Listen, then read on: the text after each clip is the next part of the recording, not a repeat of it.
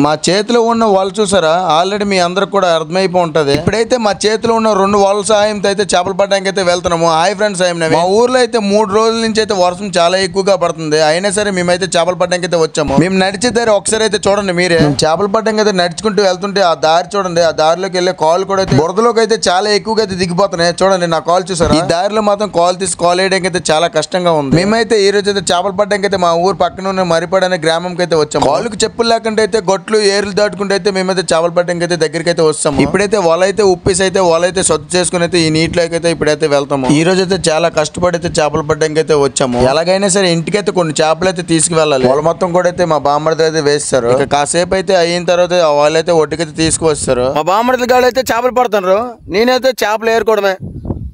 చేపలన్నీ ఏరేసి ఒక దగ్గర ఎత్తాను ఫ్రెండ్స్. చూడండి